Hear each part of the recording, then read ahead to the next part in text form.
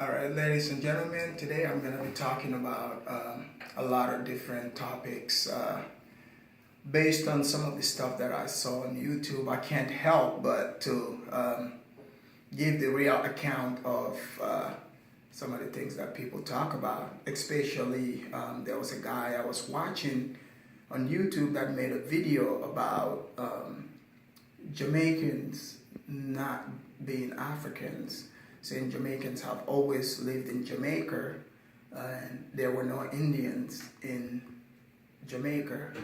That's absolutely false. Actually, Jamaica was inhabited by the Arawak Indians prior to the Europeans coming there. So I understand a lot of people, especially lots of black people, have been making videos about being the real Hebrew Israelites and talking about they also built the pyramids. Well, it is true, the pyramids were built by the Nubians. The Nubians were enslaved to build the pyramids. But the Nubians are different from today's black people that we're talking about that were enslaved in America. Black people that were enslaved in America, in the Caribbean and Brazil are from Central and West Africa, Sub-Saharan Africa. The Nubians are from regions of Sudan, present-day Sudan, Chad. Those were the people that were enslaved to build the pyramids. And if you look at their features today, they are completely, they don't look like West Africans. There's a difference. So if you look at me, my origin is West African. I look like your average black American out here. The reason why that is because we share the same ancestry. So some people said the transatlantic slave trade never took place. Oh, that's absolutely false. I'm going to address that today. And Christopher Columbus's account and why he ended up in America, people try to dispute that also, and I'm going to address that also. So I'm going to start from the beginning. So Europeans and Africans have had they've had contacts for many centuries prior to the slave trade. So every society, European society, African society, the Arabs, and any human society, slavery was the norm back in those days before technological advancement.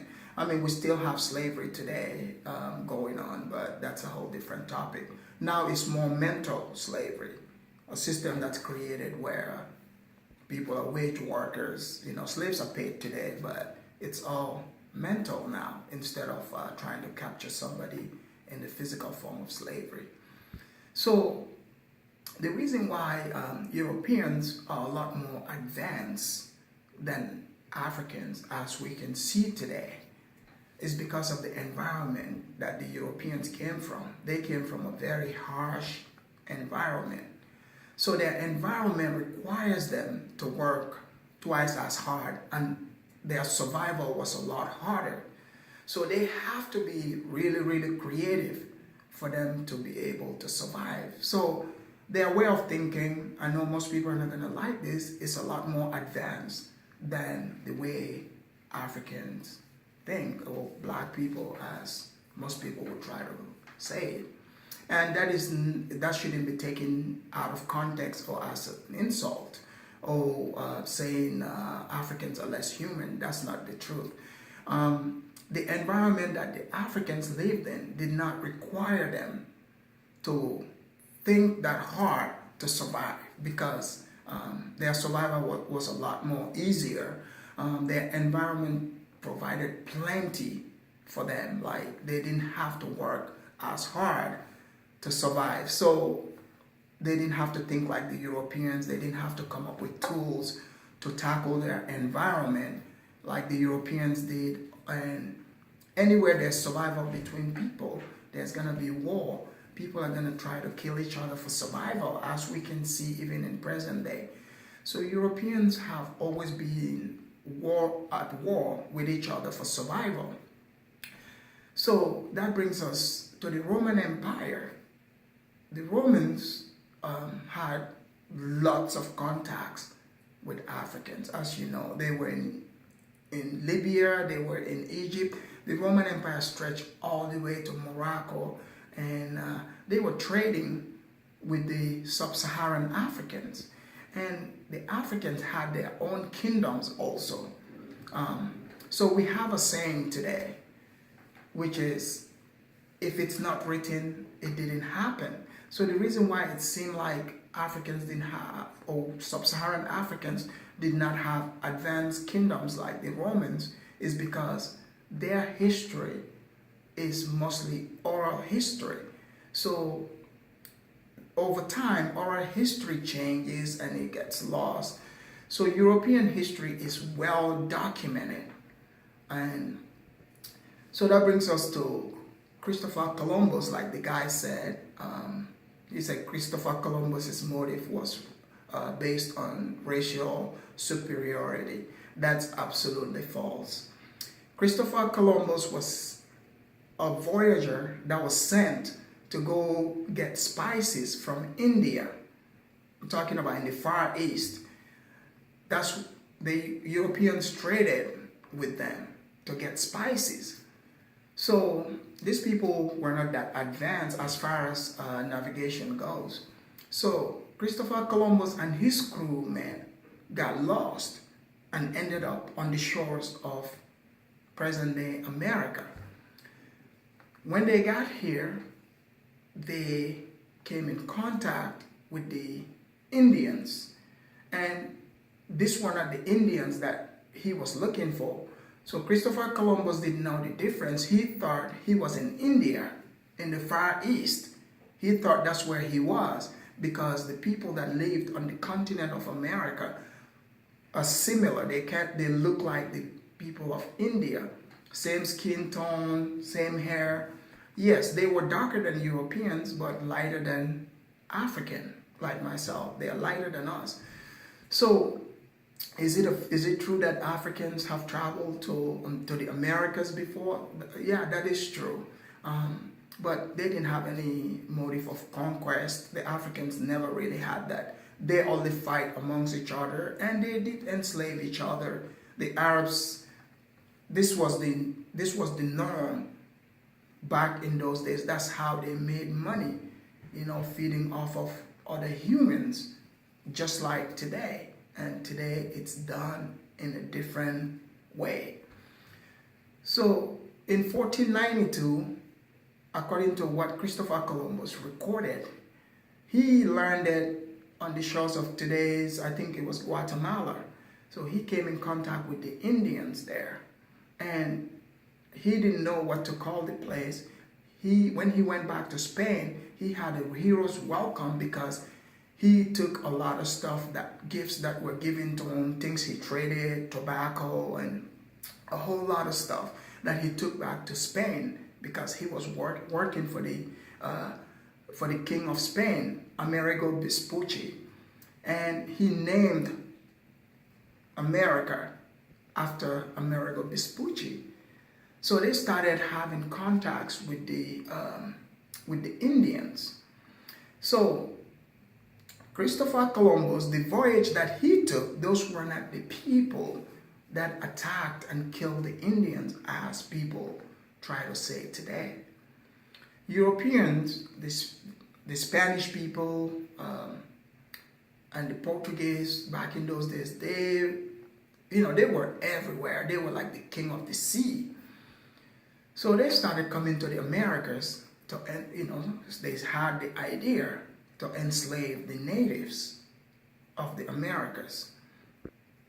So in that process, because the Indians are the natives of this land, they know the land very well.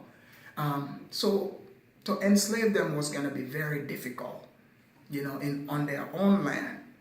So they decided to bring in Africans whom they knew, there was already slavery going on.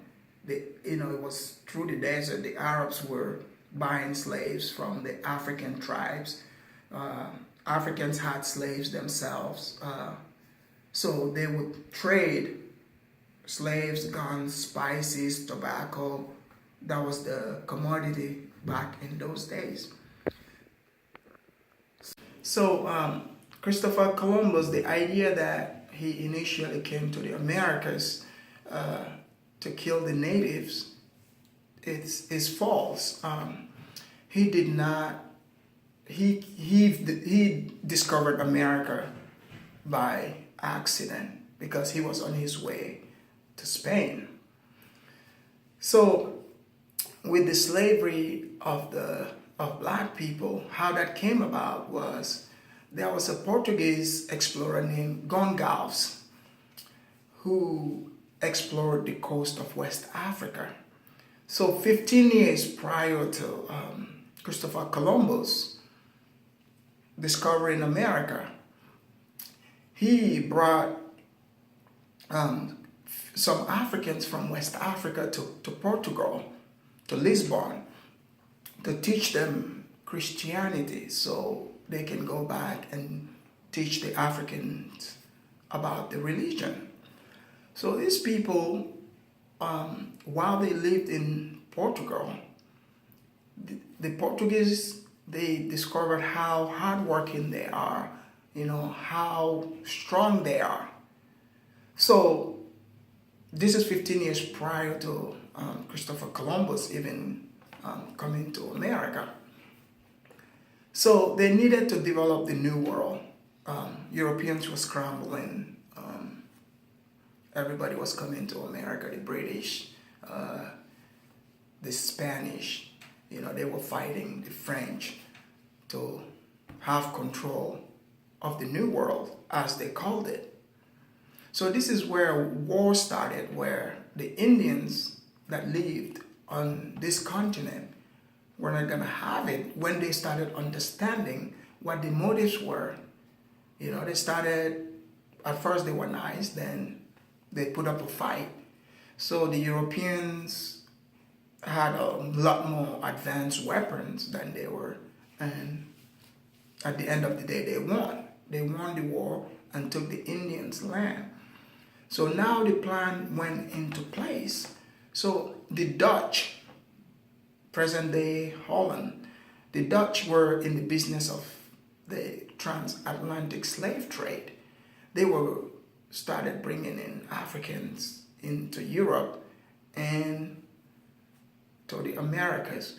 That's why they call it the triangular slave trade. They go to Europe, then to the Americas to work.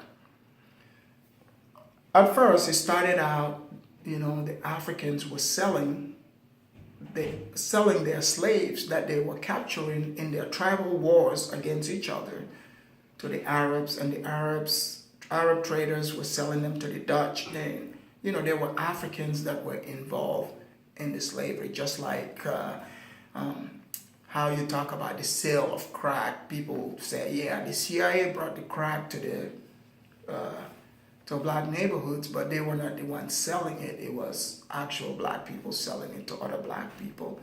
Same kind of analogy. So when that happened, they started bringing in Africans, especially West Africans. The reason why the focus was on West Africans, because they were a farming people. So that's what the Europeans were looking for, people who were good farmers. The West Africans were very good farmers. That's how they made their survival, and they were very hardworking.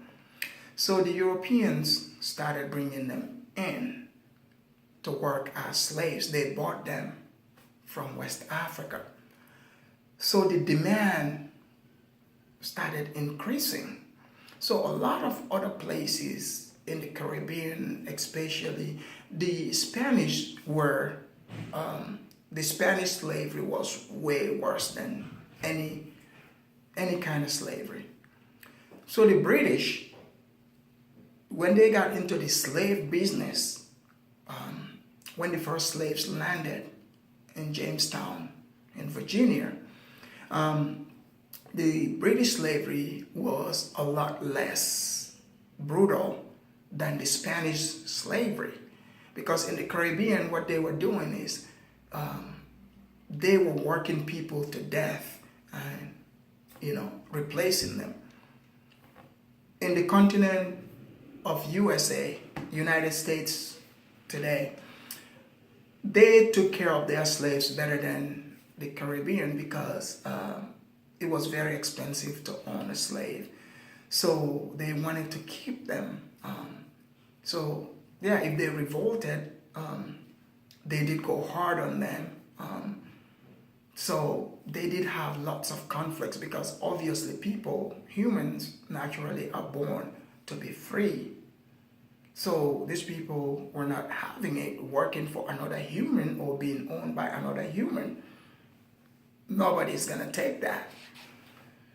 So in that process, the American slavery overall compared to Romans and any other slavery, their slavery was a lot less severe compared to anything. And the slavery in the beginning had absolutely nothing to do with race as we see today. But I'm going to tell you in America how race started playing a role into slavery. Because there wasn't only black slaves in America. They were bringing young Europeans, especially English and Irish poor people, they were bringing them to America to enslave them. And it was called serf. They were serfdoms. It was worse than slavery. You work your debt off to your master. You probably would never be able to pay them off. So, to use the tactic of divide and conquer, which the European slaves, the Irish and the poor British people, what they had in common was they were all slaves. They were lower class. So the elite, the few, was ruling the majority. So if the black slaves, the African slaves they were bringing in, and the white slaves get together, they could have taken the system down. And the elites knew this. You got to remember, as much as we don't like this, these were very smart people. They were a lot more advanced than the rest of us. These people are very smart people. So that's how they're able to control people. It's going to sound terrible. It's going to sound like evil, but the reality is if black people can enslave whites, they would do it in a heartbeat. And if white people can still enslave black people today, they will do it. It's just our nature as humans. It has absolutely nothing to do with our skin color. So to put that divide and conquer between them, then race started playing a huge role, which they told the white slaves, hey, look, you're better than the black slave. Your skin color, makes you better than they are. Because you can work off they started saying, okay, if you're white, you can eventually own a land. If you're black, you cannot. So to create that divide and conquer, so in order for that to happen, they need to have the masses rally and take care of what they need to take care of because they needed slaves. And there's no way they're going to risk these two groups of people, individuals, coming together against the entire system. So they rather risk going against the ones that do not have the same skin tone as they are, and they are the minority, which is the Africans at the time. So that's how that divide came about, and they started teaching this racism, saying that blacks are inferior to whites. And if you were poor back in those days, you have absolutely nothing. What do you have to show for? You have nothing to show for, but if somebody comes up to you, society convinces you that your skin color is valuable than the rest of everybody. How do you think you're going to feel? You're going to feel superior, even though that's not reality, but you're going to buy into that. So that's where the racism, race superiority, started coming into play. It has everything to do with economics 101. I know people are going to get emotional and not see where this story, this is the true history. Some people said Columbus wrote something, he's lying, think about it. That's why they said history. I know a lot of us black people, we get upset when we hear the history, but you have to remember, this is written, these people don't know the future. They didn't know that black people were eventually going to be free and understand what the white man was talking about. The problem is the European was a lot more advanced in thinking compared to the African, the black people. The Europeans are a lot more advanced. So they are able to use the environment, to their advantage. They used it in a way that, no one in history has ever done. So that's why they were able to dominate. Look at even their weaponry. Like compared to the blacks, the Africans is like ancient. And I know in America, most people say, when you talk about Africa, they see it as a country, but it's not a country, it's a continent.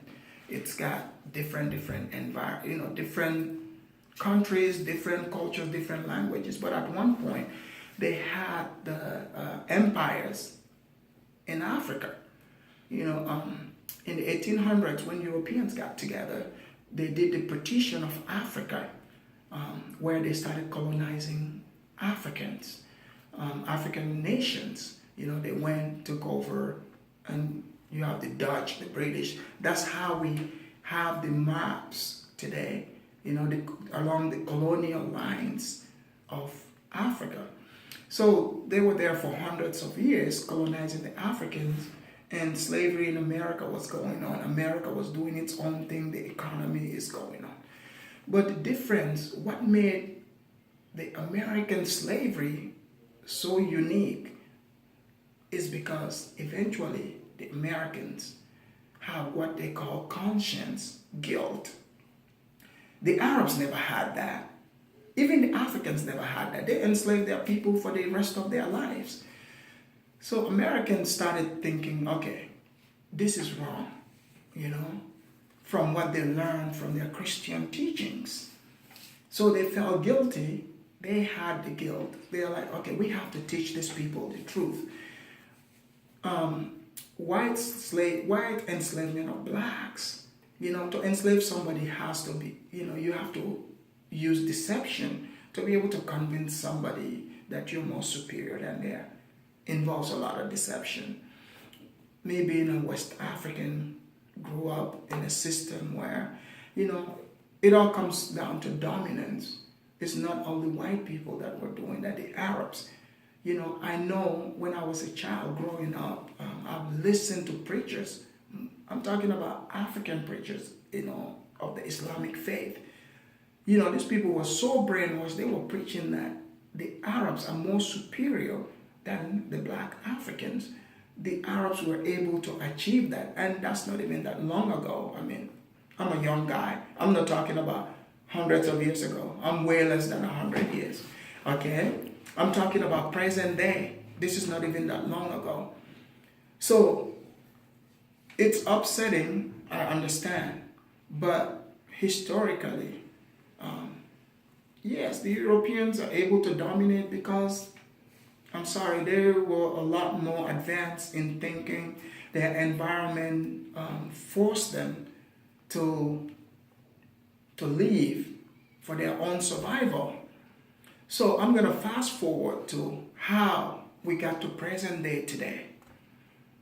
Starting with the first, 1915 brought a huge change where Europeans at one point were very united against, they were united on one thing, which is the domination of the world. So the British divided Africa amongst each other. And the British, they were at the top of the food chain. At one point it was the Spanish, the French, but the British at this time were at the top of the food chain. So in Europe, they had the Austro-Hungarian Empire and they had the Ottoman Empire on the other side. So the Serbs. So the reason why I'm bringing this up, the sequence of things that we see today did not just happen today. They've been happening over time.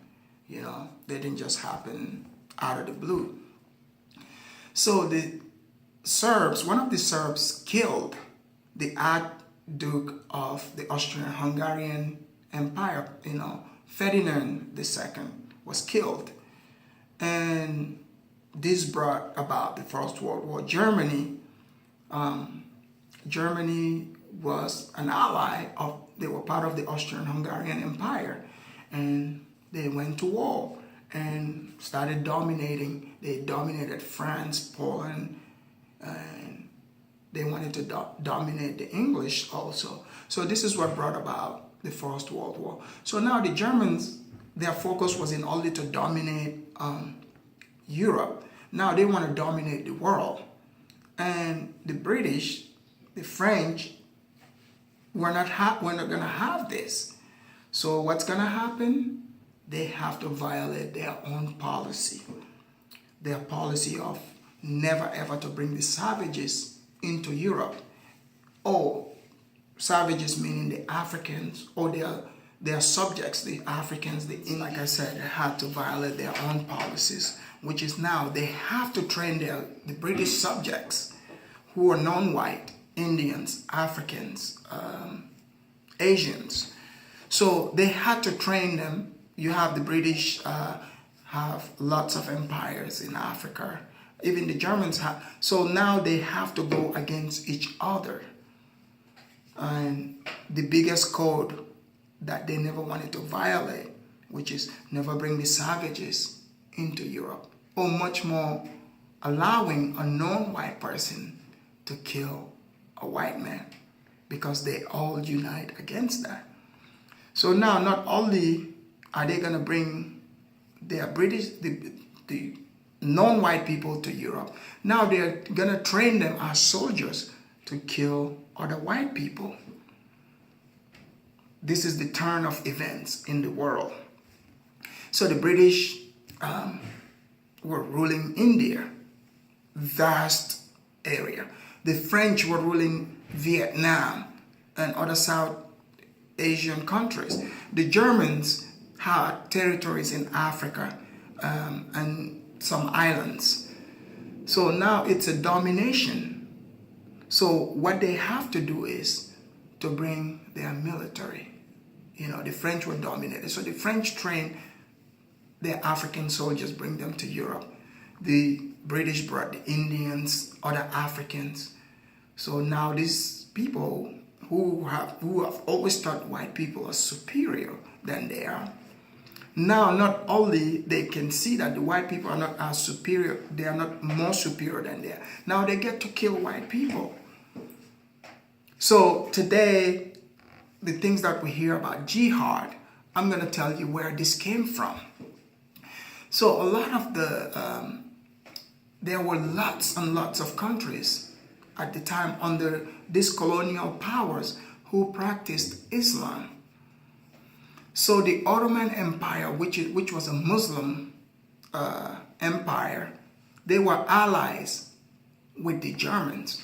They were allied with Germany. So the idea came from the Germans.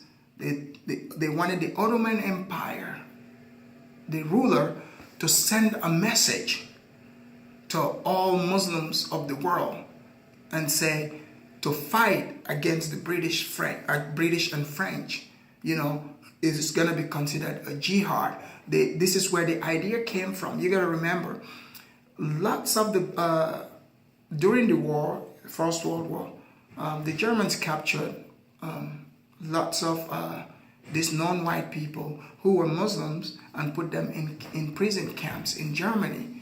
Germany is the first country in Europe, Western Europe, that built a mosque for these people to show that how friendly they are to Muslims. So the idea today, like to demonize the Muslims and say, use the word jihad, I'm telling you where this came from.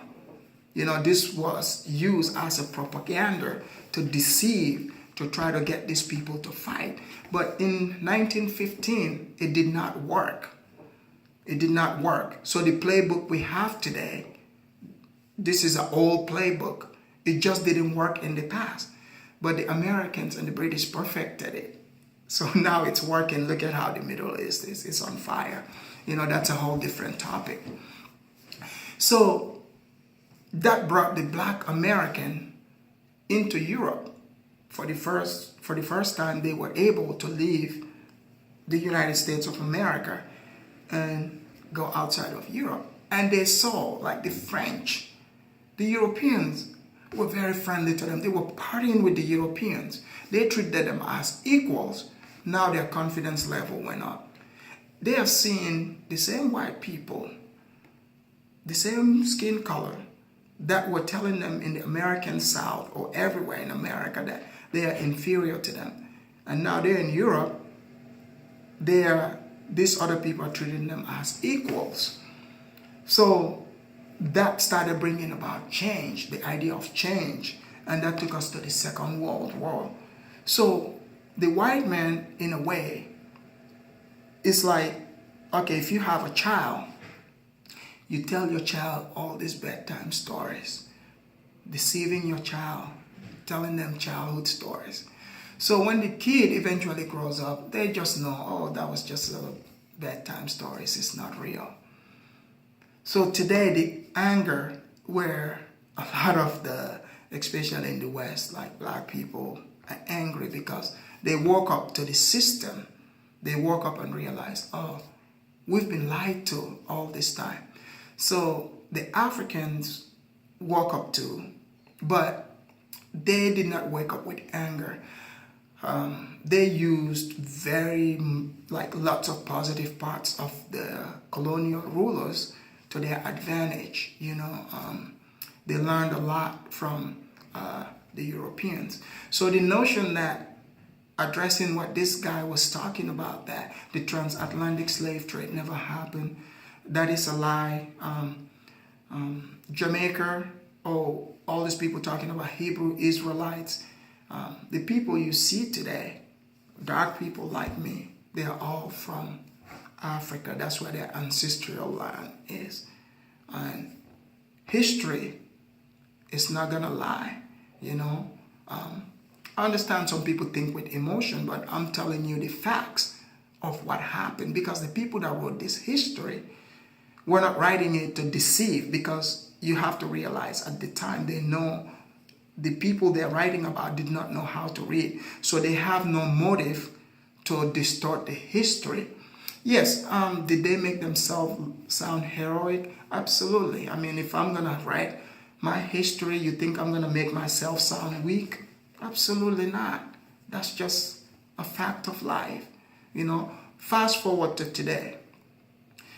So when they abolished slavery in America, the Emancipation Proclamation, so black people in America, most of them are confused, because when you say emancipation, think of the word emancipation. Does it mean you're free? It's like if you emancipated your child.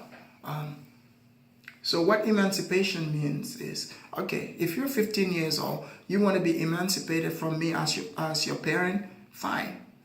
But what that means is, as long as you live under my roof, even though you're emancipated, you would have to follow my rules. If you don't like my rules, you can leave.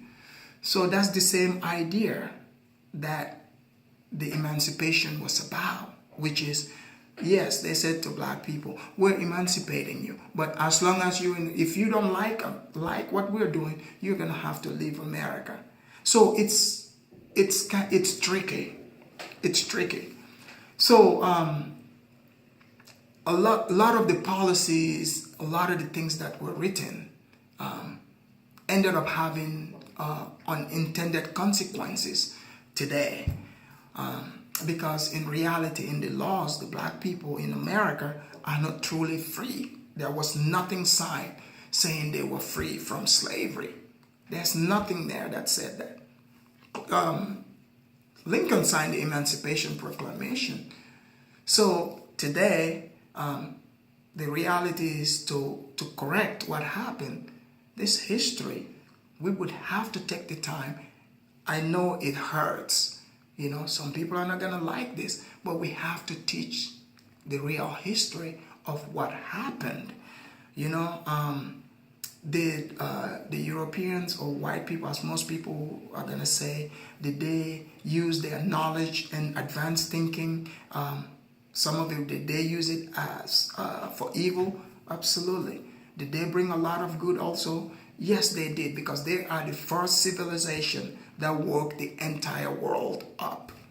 The Western civilization is the first civilization that did that. You know, so you have to give credit where credit is due. So today, even though, you know, a lot of us, there's a lot of people that are waking up having a higher capacity of thinking. You know, some use it with emotion, and there's some who try to deceive themselves and the masses about what the history truly is. The reality, what it comes down to, yes, there racism. Some people still bought into the racism, and it's still alive and well. But the elites, what do you think they are doing? This is the same thing. It's about economics 101.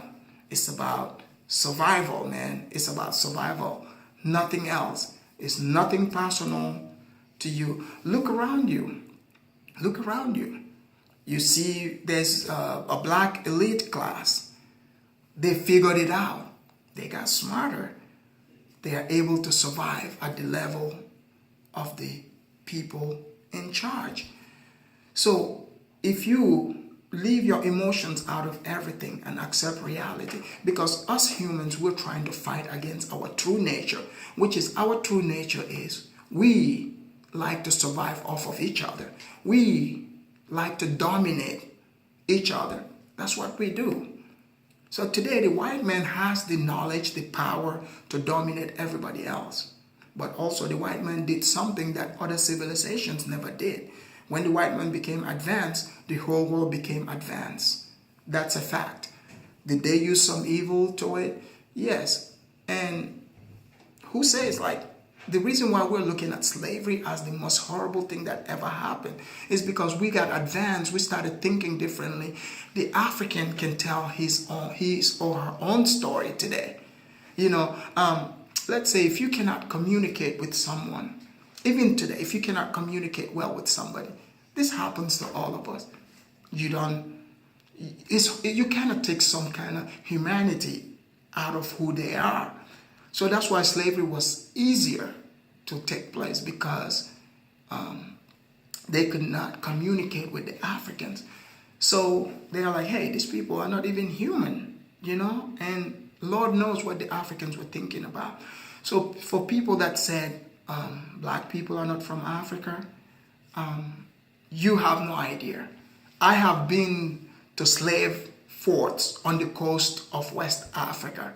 You know, growing up in West Africa, I have heard of oral histories. Before I even watched Roots, I used to hear these stories until I watched Roots. I was like, wow, this is real. The story of Kunta Kinte was alive and well because Kunta Kinte's father was educated. He was able to record what happened to his son. It was alive and well. So I don't know where people got this story saying they are Hebrew Israelites, they are not Africans. I don't know where this came from, but that's absolutely a false story, because the black people in America, the Caribbean, Brazil, were people from West Africa. And to speak of it, just so you know, the American colony, the only American colony in Africa, Liberia, they took ex-slaves back to Africa in Liberia, in Monrovia, which was named after President Monroe. These same black people they took from here to Africa, guess what happened? look this up. They actually turned around and enslaved the natives that were already there. They did exactly what the white man did. That's why I said if black people had the chance to enslave white people, they will. They enslaved the natives until the natives fought back. You know, that's how the wars of the late 80s into the 90s happened. You know, the bloodshed, the Civil War, the same thing. You talk about Sierra Leone, Freetown. That's why it was called Freetown. They took slaves from the Caribbean, Canada, slaves that ran away, some from the United States, and some white criminals and prostitutes that they dumped into that place. And guess what happened there also? They clashed with the natives. That's just a fact. And for some of you who don't know all this, just Google it and you would see exactly what I'm talking about. And don't just Google Africa, because Africa is a continent, not a country. I want you to understand that. There's thousands of languages, cultures there. And, you know, there's like 1 billion people there. And yes, some white people are citizens of, they're Africans, born and raised. They've been there for generations. There's Arabs, there's Chinese people in Africa. You name it, the world has become diverse. Chinese, Indian, they're all part of the continent of Africa. I hope this video creates some critical thinking in people's head and, you know, start seeing things for what they are. And again, I'm not justifying, I'm not saying the things that are happening needed to happen, but it's just our nature as human beings. This is what we do. We like to fight each other. We would never have world peace. 200 years from now, the generation that's gonna come, they're gonna look at us and think how ridiculous we are, how evil we are. You know, that's just our nature. You know, the white man did a great job of recording the world history. We have to give that to them. You know, the white man did a lot to advance the world. You know, so they are not going to lose power no time soon. If you don't believe me, just travel to African countries. You would see for yourself. You know, this is no joke. You know, their way of thinking compared to the white man is very primitive. And look at any time you bring up most people that become advanced, they have to adopt the Western civilization. They have to learn the ways and means of the West to advance. To everyone, if there's a good, there's gonna be the opposite, which is bad. But think of the good and learn the entire history. Just because you're learning it or talking about it like me today, I know a lot of people are gonna be like, this guy is ridiculous. Yes, that's because I know what the history is. That's why lots of things don't bother me. I know this is real. You have to think about the motives of things. When the stories were written, it was not written to, it wasn't to the black audience. They did not see the future. They didn't see what's going to happen today. So that's just how things are. Thank you very much. I hope you enjoy.